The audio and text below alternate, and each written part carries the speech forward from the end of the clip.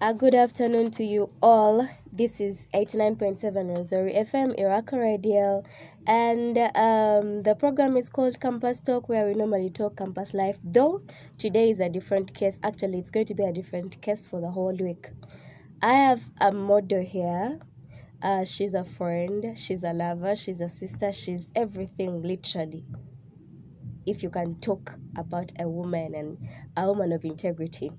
And then she's doing medicine. She's going to talk about it herself, but please take note. She's going to tell you her story of life, the way life has taken her, and then it is going to be upon you to pick something, filter, and then sieve whatever you want to pick out of it and then use it. Hello. Hi, my name is Kahubra Peace Patience, Uh, but my brand name is Shani UG. Most of the people call me Shani UG because that's the brand I chose. I didn't want my Shanita name to die just like that because I grew up people calling me Shanita, and by the time I was baptized when I was in P5, so already I was using Shanita. So when the father said that now I'm called Peace Patience, I decided when I'm now grown up, at least let me keep my name by calling myself Shani. Most of the people don't know the reason as to why I call myself Shani, but it's because of my background as growing up. I used to be called Shanita. Yes, I'm a medical lab scientist. yeah. Right now, I work with Maya Medical Lab. I'm a beauty pageant queen. Wow. Face of Entebbe 2020-2021. And also, I love modeling. I do charities. I'm the founder of Shani Foundation Uganda, and I'm also the CEO of Shani Uganda. Wow. That is very nice. You have heard that. And actually, when you hear someone talk about something like that about herself, she has to be very prominent and a fighter. We are going to be listening to her story slowly by slowly from Monday, Tuesday, and then Thursday. Like we are going to be having her the whole week. That is to inspire the many that are out there that haven't got the opportunity to explore, shine, everything literally when it comes to life. So she is going to be telling us about her story. Listen and stay tuned. All right. I prefer starting my story from 2015. And in 2015, that's when I was diagnosed with hiatus hernia. Most of the people look at hernias as normal things. Like most of the times when you hear about hernia, what comes into your mind? It's the umbilical cord and hernia. But this was a different story. This hiatus hernia is whereby the inner stomach, not the outer stomach, but the inner one, pushes to the chest. Like to the chest. When like an organ pushes into a different area where it's not supposed to be, it's called a hernia.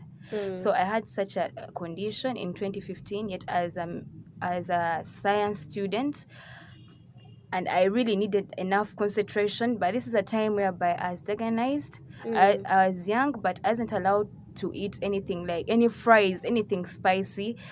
Like I was young but feeding like an old woman, an old person down there. I was only supposed to eat, like for example, Irish with only salt. If it comes to meat, they only has supposed to boil it just the way it is. That's how I'm supposed to feed on it. So when this all comes to a young person like me, by then the story changed, everything changed. Like I used to smile, but I wasn't smiling from within. When you're sick, like you're full of pain, you're not supposed to sleep on your left side. You're not supposed to sleep from your right side. You're only supposed to sleep on your left, because the moment you sleep on your right, you're going to disorganize the whole sleep. Because now the stomach is in a different location, everything has changed. So I had to sleep all the time on my left. And also the back can ache. You want to change, but you can't. You're supposed to sleep from that side. when it comes to food, sometimes you feel like, yeah, I want to try cold beans today, but you can't feed on beans because the moment you feed on them, you're going to destroy your day. Like your day is going to be full of vomiting blood, full of distress, like full of a lot of things, full of depression. Like I lived, actually Hajara, she was my OG, but she doesn't really know what happened all this long. Because I'm a fighter, I usually put on a smile, and I usually don't want people to feel sorry for me, because I usually love seeing Now, people what really smiling. happened, she used to tell us, I have ulcers, and the attack could come. She could, feel sick, but she's a person who's always smiling.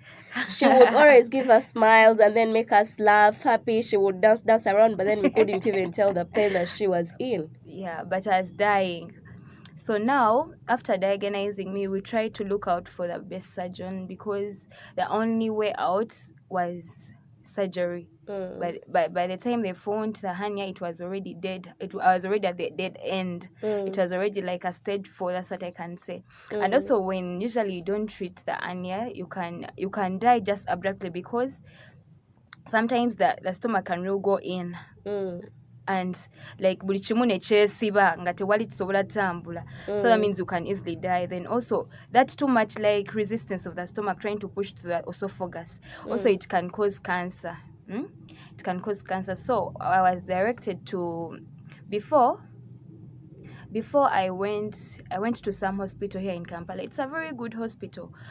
But when I met this surgeon, because some doctors, some people actually, not only in Uganda but people in the world, they look at things as money related. They just want to make money. Some have professions, but I don't think they're so passionate about what they're doing. Because I was young, but my dad remained outside and my sister, so I had to go in alone. So reaching there, the surgeon just told me, you know what, Patience? You need the surgery as soon as possible. It was a Monday. Then he told me, by Wednesday, if you don't do this surgery, I promise you're going to die. You know, telling like a young person like me all that, I know. That's already torture. Like I feel like I'm going to die. My life is full of death. Oh my God. So I was so scared. But when I moved out and I told my dad that, actually the doctor even explained to me that after the surgery, you have to remain in what? In the ICU. So I don't think you will be able to proceed with your education. You have to ask like for a day. You should stop going to school. Then maybe after the surgery, and also it takes some good months to heal, then maybe you'll go back to school next year. But remember, I was looking at all my OGs in class. I was looking at those of Hadra. Like I'm like, am I going to study? Like I want to study alone. I don't want. I want to move with my friends. I don't want to remain like in the same class for some good years. So now I moved out. The doctor had already given me all that bias about life, because I was like, God, why are you? Like, I'm not seeing you. Like, I'm dying. And I had no way out. The only way out is surgery. And most of the people, when they look at surgery, they think about life and death. Oh my God. Whenever they tell you like something I've connected to surgery, you always think about life and death. I know. Oh my God. So now I moved out. I told my dad. My dad was like, no, it can't be so abrupt. Like, can't be so abrupt. How can someone tell you, like, come today, then they tell you skip only one day without eating, then come the next day, then they do surgery. Then he sensed something, that maybe something is going on wrong here. So now he tried to ask his friends like for advice. Like, I have a sick child, Richie, like you try to look out, because I think everyone was now scared. You know, when you're sick, no one wants the other to die. Yeah. Oh my God. So now my dad talked to my mom. They tried to look out. Then here comes the doctor. I know I look at this person as someone who saved my life. I know we no longer see each other. We've taken really long. Actually, everything ended after me healing and all that. But I meet Dr. Jombwe at Platinum Medical Center. By then it was somewhere, some other location. But right now it's in a different location, but same road, that Bombo Road. I mention these people because sometimes you have to accredit those people that have stood up for us. Even if it doesn't matter if these people are no longer close to us, but whenever we get chance, But whenever you get chance, you have to like accredit them, because these are the people that saved our lives. These are the people that stood for us. Actually, they Obviously. didn't know us. So now I met Dr. Jombe at Platinum. This is the person, a man. Dr. Jombe, also John Jombe, when you're there and you listen to this, just know there was some patient who worked on in 2017 that really loves you so much, that really Wow. prays for you so much. May God continue blessing you. May you continue saving very many lives in Uganda, very many lives of young women and men that have dreams, like want to be like me, but they're dying. May you continue saving them. So I met this doctor, I was also in a state of denial. Then I requested for a second. It's called an endoscopy, whereby they insert a tube throughout your mouth. Then that tube goes down to the stomach, and it captures pictures of what's happening inside. So all that is discomfort at a tender age. And what's so funny, like my first endoscopy to realize this, actually I entered and the physician wasn't told about my age. So for him, when he came in, he just put those things like the coliform. Then after doing the procedure, he asked how old are you. Then I told him. And he was like, oh my God, these people didn't brief me about your age, but you are a very strong girl. Because actually, if you're below 18, you're not supposed to go for this. Like, you have to be like fully, like they give you coliform, the full body. But now for me, they gave me half. They just put on something on my tongue. I swallowed, then after he inserted. But because my dad also, my dad fears some things, but there is a way he can make you strong. Because he asked about that thing, the procedure, and after he came and told me, do you know, patience, totia ya dene, that thing is painful. You feel like you want to vomit, but don't be scared, you want to vomit. So I went when I've been already told about that procedure, so I knew what I was going for. He briefed me already. So now I went in. Then they inserted that, but I was strong because I was all the time remembering my dad telling me it's going to cause discomfort for some short period, but out you'll come out safe. So now I was feeling that discomfort. I felt like I initiated everything, but because I had in mind what my dad told me. So then after I moved out, so that physician said, oh my God, these guys didn't tell me this, but you're a strong person. All along I've been strong, and I thank God for that. Like, I'm a strong strand. Oh my God. So now, now I get the first results without the full body coliform. I'm strong. Yes, I believe also. I know I'm strong. So now when I met Dr. John at Platinum, he was a very good person. They did the endoscopy again, but that procedure for this time round, I was asleep. I didn't get to know what they did. I just went to the theater.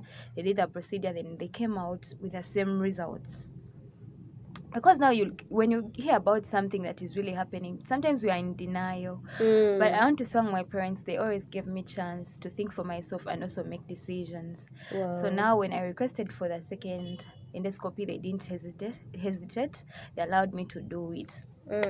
So now that I came out with the same results. That day I cried. I was with my big sister. I cried, and my big sister was so emotional. So you both cried. But now I started to comfort her. You took my God. Because I'm the sick person. I told her, but I'm not going to die. I'm not going to die. You should be strong. But she was also scared now. So now we met that surgeon. He was quiet. And he asked me, which class are you? I told, by the time now I was in Form 6, I told him I'm in Form 6 first term. Then he was like, which combination are you doing? Then I told him, science student. We're good enough, you have chemistry and biology. So I think you can Google and get to know about what is happening in your body. And he told me not to be scared because it can be corrected. Because I just him about, they told me I need the surgery as fast as possible. And he told me, no, what I'm going to do, I'm going to give you antacids, but you have to bear taking medicine each and every day.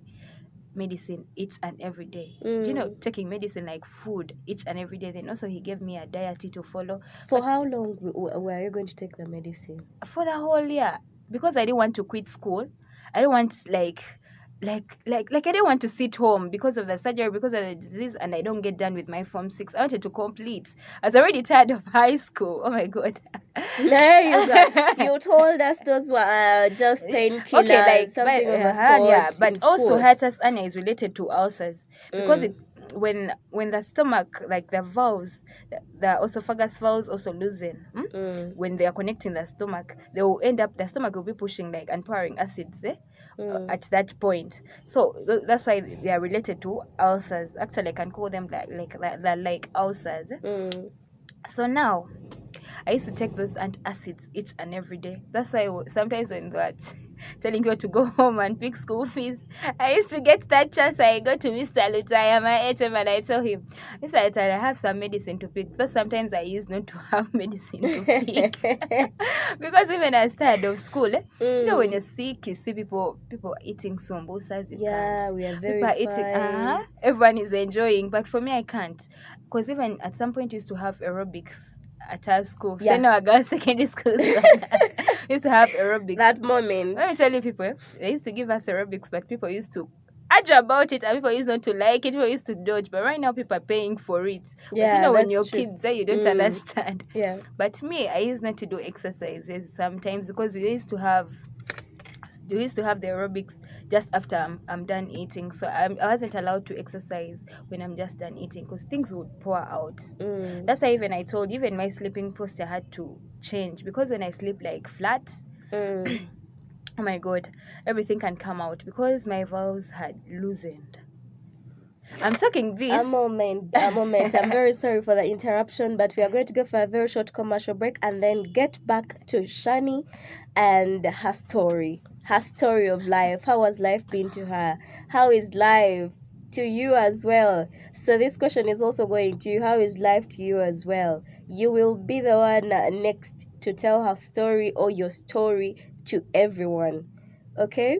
Stay tuned at 89.7 Rosary FM, Iraka Radio.